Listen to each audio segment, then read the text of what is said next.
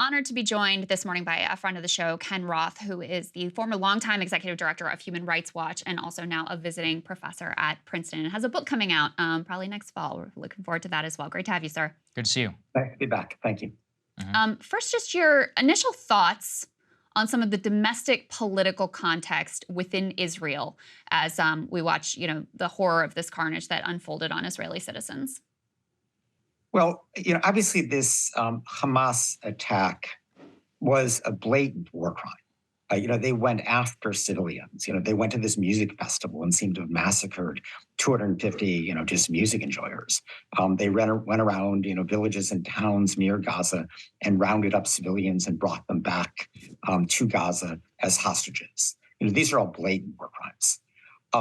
I guess people are asking, how did this happen? Because Israeli intelligence is known for being, kind of well integrated into Gaza. They tend to know what's going on. And, if you listen to Hamas, they clearly were planning this for months and months. So I don't know why it broke down. I mean, clearly some people saw it, but the people higher up just didn't believe it.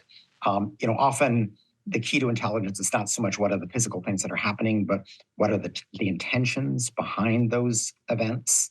And, somebody misread the intentions. They thought that Hamas was much more interested at this stage in, making money and running Gaza than in launching an attack of this sort. So, there will have to be a clear inquiry.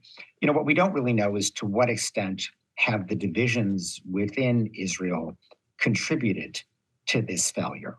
Because, as everybody's aware, Netanyahu's far-right government has been, not only rapidly expanding settlements in the West Bank, but they've been attacking the independence of Israel's judiciary, really undermining the checks and balances of a democracy. This has led to massive protests in Israel, really unprecedented protests, real divisions within the society. Did that contribute to the intelligence failure here? We don't know yet. There will clearly be inquiries.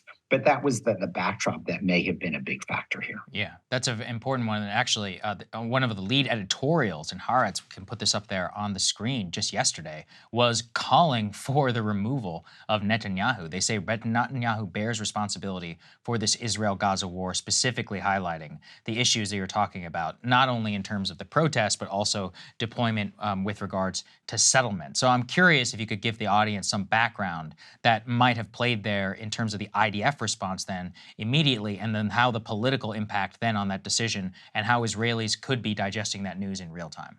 Well, clearly, if you look back at the last couple of months, not only has Israel been preoccupied by Netanyahu's assaults on Israel's democracy, but it has also been a violent period in the West Bank. Netanyahu, really, in order to save his skin, in order to avoid corruption charges, made this far-right government is the only one he could assemble because most of the moderates did not want to join with him while he faced these corruption charges. And, they have pursued, not only an active settlement building process, which itself is a war crime under the Fourth Geneva Convention, but they also seem to have given the green light to settlers to engage in acts of violence. There have been a series of raids on what are said to be armed groups in the West Bank. And so, really the IDF has been largely focused on the West Bank. And, again, I can't say, why they were asleep at the switch on this. It was also a Saturday, the Jewish Sabbath.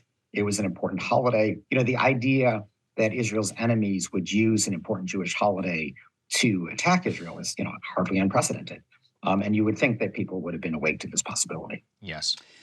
I found it remarkable that Haaretz, which is sort of like, you correct me if I'm wrong, but it's sort of like the New York Times of Israel, that their lead editorial was so scathing of Netanyahu and so immediate. That was the instant reactions. They said the disaster that befell Israel was the responsibility of one person, Benjamin Netanyahu. The prime minister has prided himself on his vast political experience and irreplaceable wisdom in security matters, completely failed to identify the dangers he was consciously leading Israel into when establishing a government of annexation and dispossession. Goes on to name check some of the most extreme cabinet officials that he has included in his government. There have been a lot of comparisons made to 9/11, saying, this is basically Israel's 9/11 in terms of the shock to the system. But there was a very different immediate reaction here to 9/11, which was rally around the flag. No one could criticize George W. Bush. I mean, that lasted for quite some time. His approval ratings ended up being sky high. It doesn't seem in the initial phases like there is that unanimity of analysis in Israel right now about the person of Netanyahu himself. Yeah, I mean, Netanyahu is a very controversial figure, precisely because his top priority has always been to save himself. Now, Haaretz, I mean, I think the analogy to the New York Times is accurate in that it's highly respected. It's also left of center. It's a big Netanyahu critic, the way the New York Times would have been, say, a Trump critic. So, it's not that surprising that this comes from Haaretz. There is a rally around the flag tendency whenever a major attack comes like this, and clearly the loss of civilian life has just been tragic. I do think, though, that there are lessons to be learned from 9/11 because if we look back then, at first, the U.S. government really had the moral high ground around the world. There was this outpouring of sympathy, of horror, and over the course of a couple of years, Bush dissipated that sympathy. He lost the moral high ground, Yes. Because of his highly abusive ground war in Iraq, because of his use of torture and secret detention centers, because of his long-term detention without trial at Guantanamo. And I think that that is a lesson that I hope the Israeli government heeds, that if it wants to maintain the moral high ground that at this moment it enjoys because of these attacks on its civilians, it has to be careful how it responds. And already there have been elements of the response that are troubling. Obviously, Israel has every right under the laws of war to attack Hamas military facilities, but there's already been a mosque hit, a market hit. There was a deliberate destruction of a large apartment building, which has happened in prior wars. I'm sure the Israelis will say, "Oh, there was some tiny Hamas office somewhere in there," but the end result is that there are 100 people who suddenly have lost their homes. The Israelis give a warning first so people evacuate, but then this massive apartment building is destroyed. So this is the kind of thing that does lose the moral high ground. Just this morning, the defense minister announced that there would be a total siege of Gaza. So, no food, no electricity, no nothing gets in. Now, this is, a territory of 2 million plus people that already was suffering under, the perennial Israeli blockade. But in a war, warring parties have a duty to permit the free flow of humanitarian aid. And so what the defense minister is basically saying is, we don't care about the laws of war. We're just going to block all aid going into Gaza. Now, this is just a statement so far. We don't know if they will actually do it, but it's a statement of an intention to commit a war crime.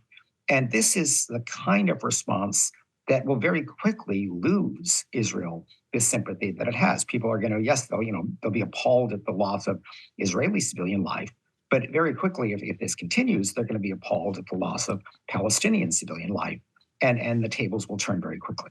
Yeah, One of the that's part of that statement, then, Saagar, your question. Yeah. But he said, we are fighting human animals and we act accordingly. Yeah, one of the things I wanted to ask you, Ken, is you've been emphasizing and long have international humanitarian law. So as we enter this next phase of the conflict, we still await any possible Israeli, invasion of Gaza, a reoccupation, or a future possible two-front war breakout. Can you just lay out what that can look like, as you alluded to, in terms of rights of how to strike militants, how Hamas itself is guilty of war crimes, and then what that should adhere to in the future, even though it's very likely will not?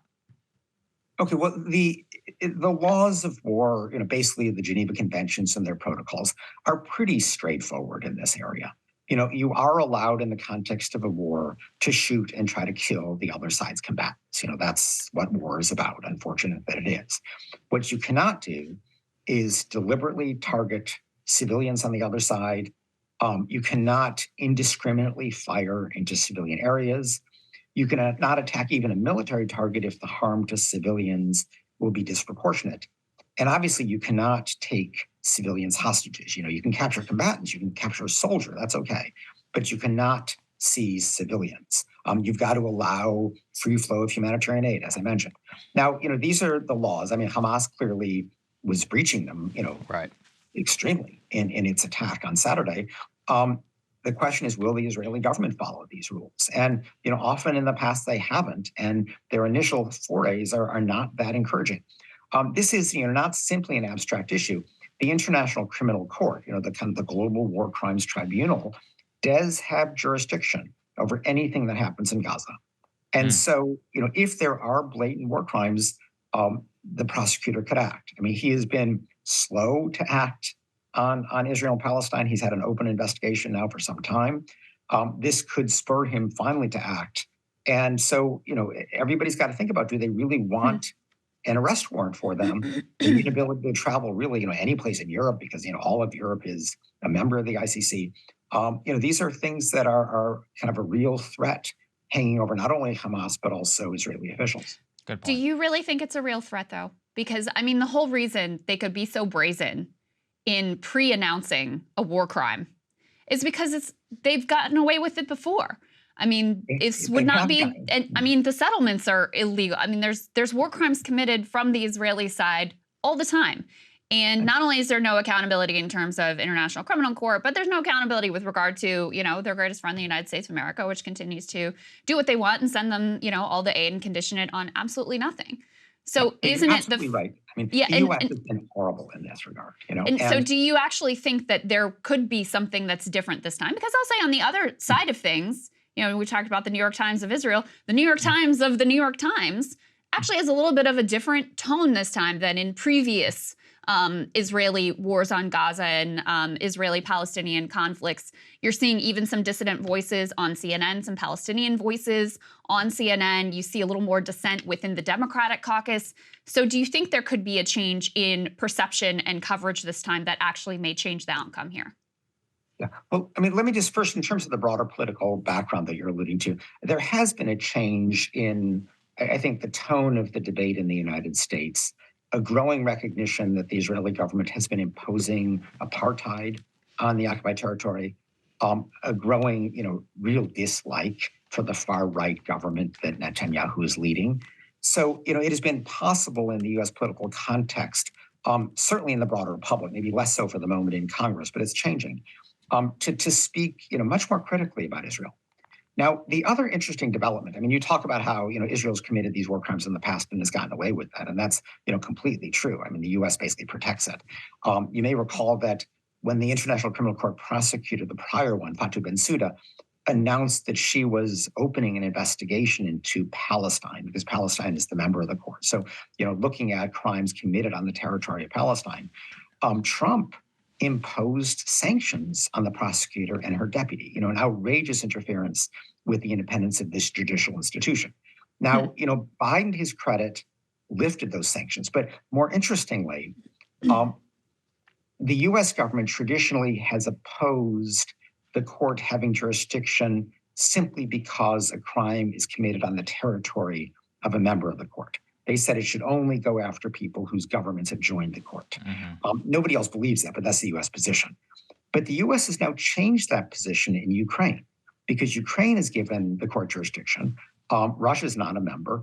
And the U.S., even Biden himself, have applauded the charges against Putin. So in essence, at least in that context, they have thrown away the U.S. objection to territorial jurisdiction.